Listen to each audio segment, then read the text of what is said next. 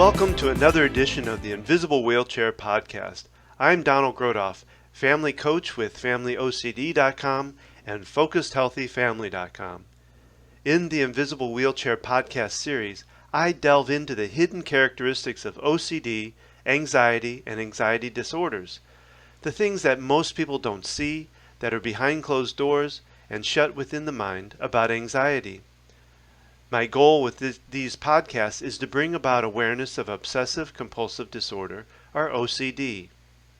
Understand that I am not a doctor, therapist, or counselor, and the content, information, resources, and ideas that are talked about and brought up here in these podcasts are things that I have used, discovered, or have been recommended to me, and I always recommend to seek additional professional help in finding solutions for yourself. Thank you for listening and enjoy the podcast.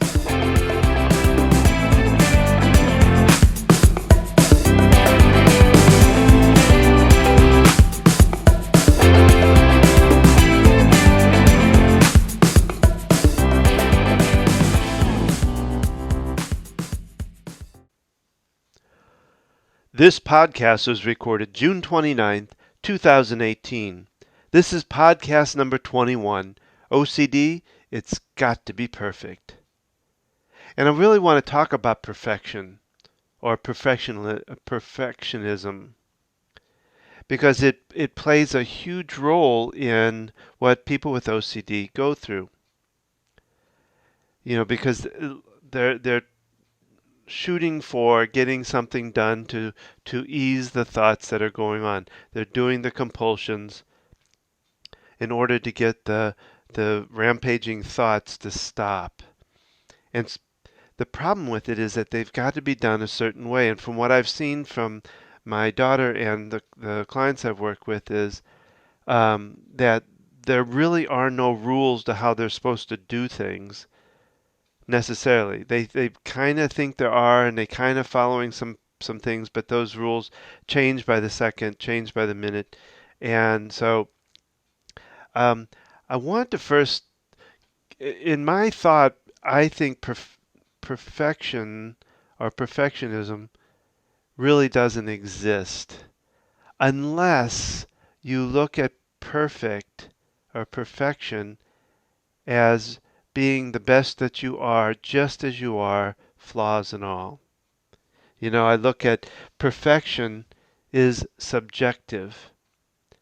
And I really believe it's truly unattainable if it is based on someone else's idea of perfect or someone else's idea of what is best. You know, I think perfect is what we are, not what we can achieve. And I think we're already there. But it's perfect in each of our own eyes.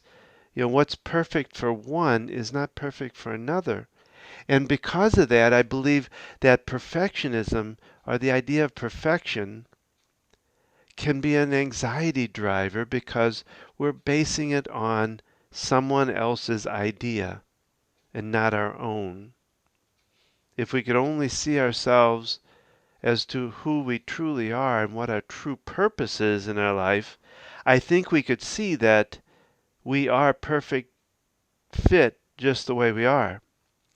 You know, I think we've grown up, we've put out as a norm in society. I mean, it kind of almost follows norms too.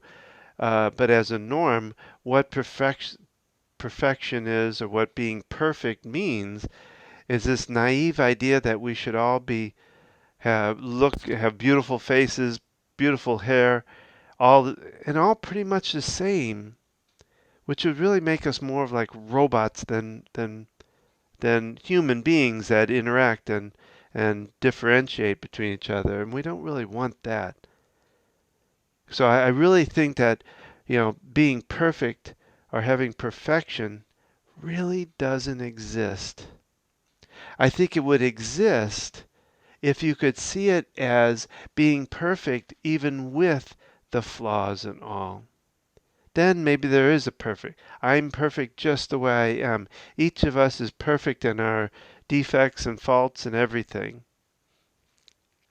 I think it comes down to, in a deeper sense, really, um, of what our soul purpose is. What are we really here for?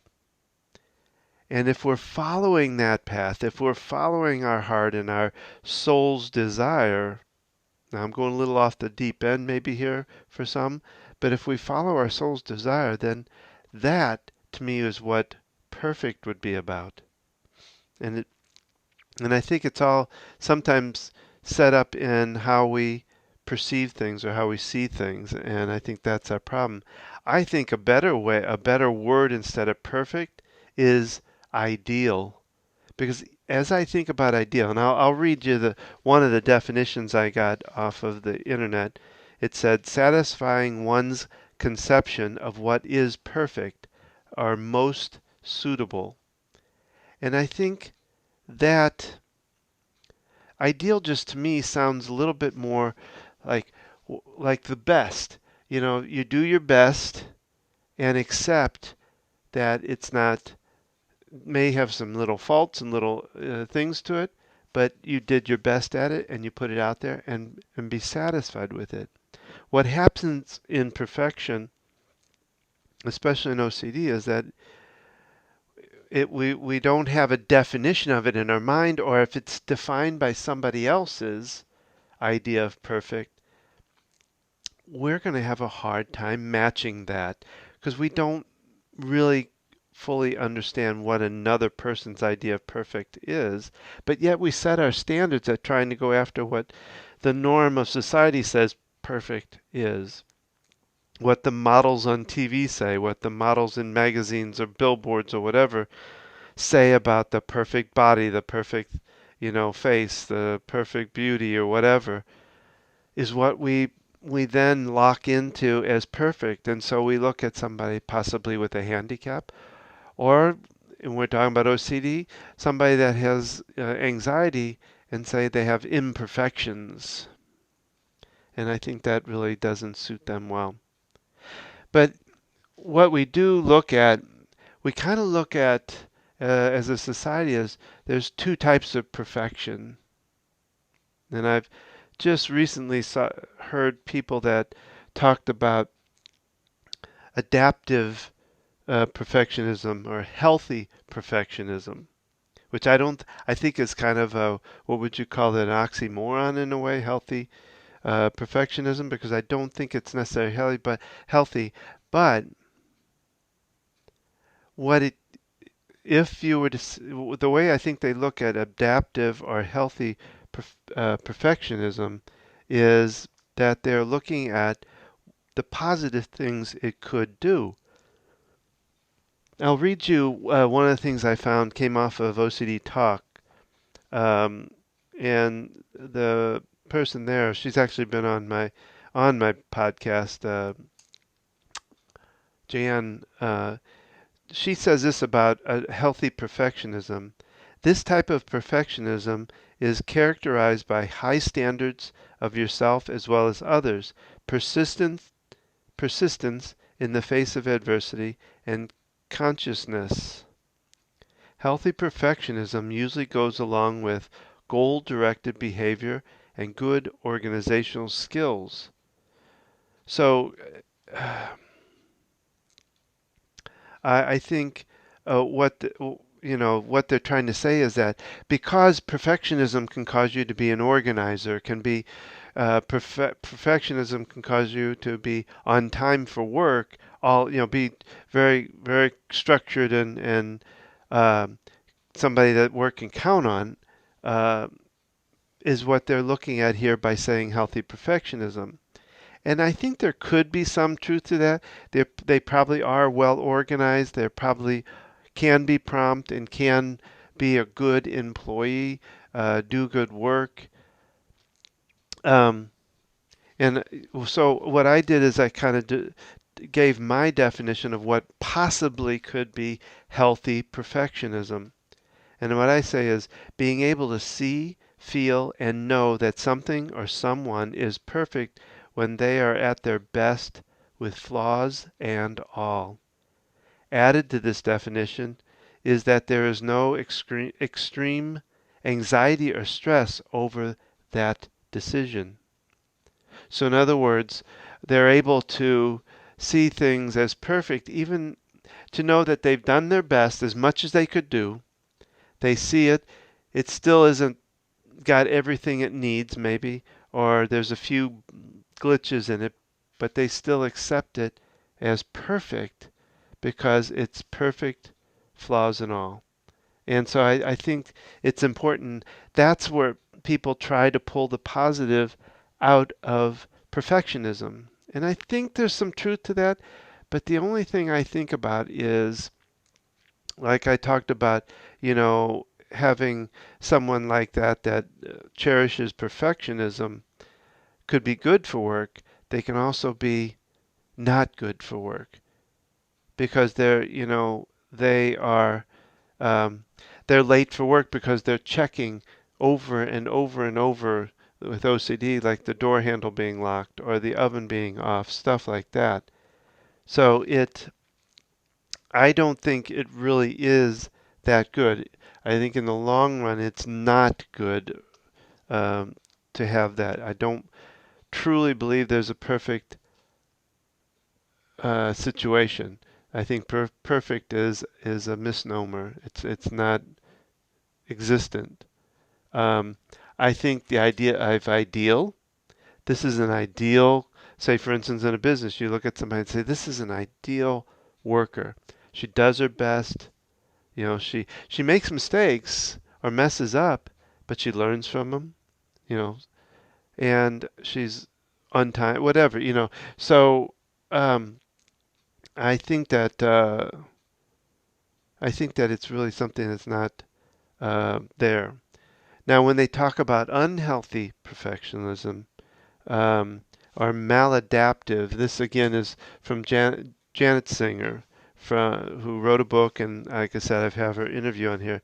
She writes this about maladaptive, and this is where OCD falls in. This type of perfectionism is characterized by excessive preoccupation with past mistakes, fears about making new mistakes, doubts about whether you are doing something correctly, and being heavily invested in high expectations of others, such as parents or employers. So, in other words, what she's saying here is that they the problem with perfectionism is that they get so focused. Somebody with OCD gets so focused on getting it exactly perfectly right that they they get anxiety because there's in reality there really isn't a way to get to life is messy, life is not perfect, and so trying to find a perfect life, trying to find the perfect situation, person, whatever it is, can be so stressful, so anxiety driven, because a couple of I guess symptoms of an unhealthy perfectionism is an excessive preoccupation with control. It is so important. I'm working right now with a client that I believe has some pretty serious control issues, and I it came from her childhood. So some other symptoms: mistakes are not allowed. With my daughter when she was working in doing her hand washing, which was one of her compulsions, if she made a mistake or if somebody interrupted, she'd have to start all over. Procrastination. So perfectionism and OCD tend to be rolled together as one.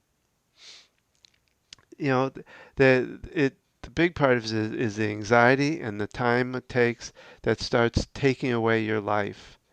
You know, some people need to reread paragraphs or sentences or words over and over again to make sure they get it right. Shutting off the stove must be done properly. Checking on the door lock or checking anything for that matter need to be done perfectly. The list goes on. There's really nothing wrong with wanting to excel, be your best, try to do it, you know, tr- you know, shooting for doing it in an ideal way. and striving to be the best person. Um, striving to be the best kind of person is much better than trying to be the perfect person. So part of what this brings up too, I think, trails into somewhat is the form of OCD called just right OCD, and I'm going to do a podcast, probably the next one actually, on just right OCD and talk about it more. But let me read what just right OCD. This comes from the IOCDF Foundation. Just right obsessions are thoughts and or feelings that something is not quite right or that something is incomplete. For example, a just right obsession would be a person feeling that their hands are not quite clean when washing them. So, what they're saying with just right is it has to be perfect before you stop. Otherwise, it's an obsession, excuse me.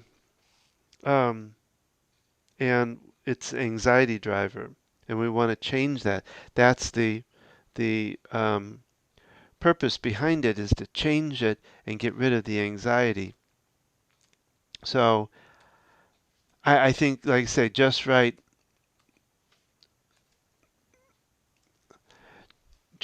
fits in with the idea of perfect, but it really the perfection and perfect fit in with all OCD.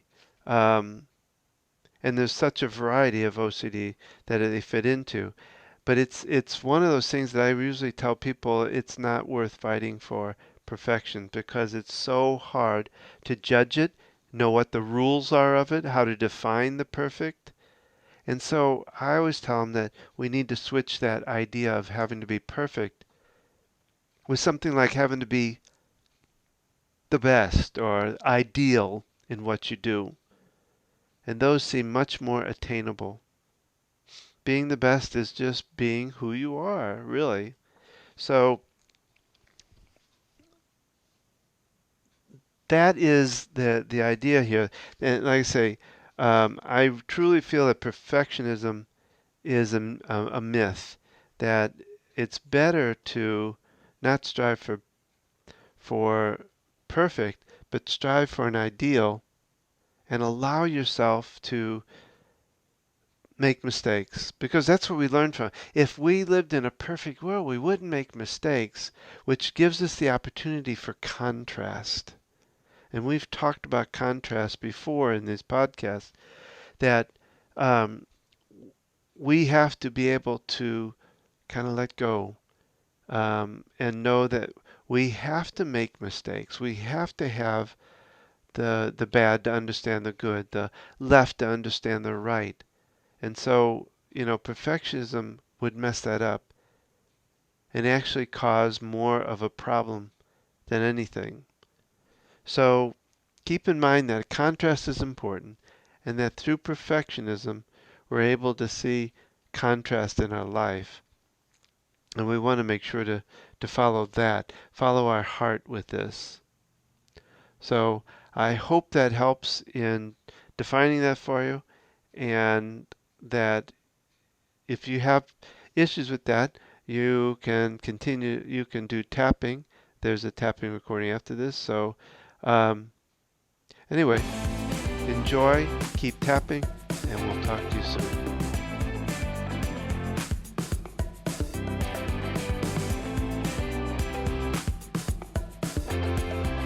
That concludes this podcast. Please leave me a comment or question below. That gives me good direction where to go on future podcasts. I would love to hear your invisible wheelchair stories if you're willing to share it. If you would, go to invisiblewheelchair.com and click on Tell Your Story.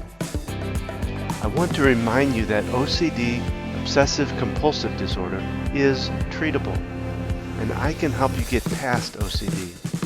So if you have heard this podcast and others, and you feel like you need further assistance and would like to spend some time with me working through any issues you have, then feel free to book a session at focusedhealthyfamily.com or myfamilyocd.com, or you can call me at 704-562-1630. I also offer $85 off initial discovery session if you mention that you heard it on this podcast. Finally, don't forget that there is a tapping recording that coincides with this podcast you may want to take advantage of. I hope you have enjoyed this podcast and will join me for the next one. Remember to keep tapping, talking, and transcending your life to new heights. Thank you, and have a great day.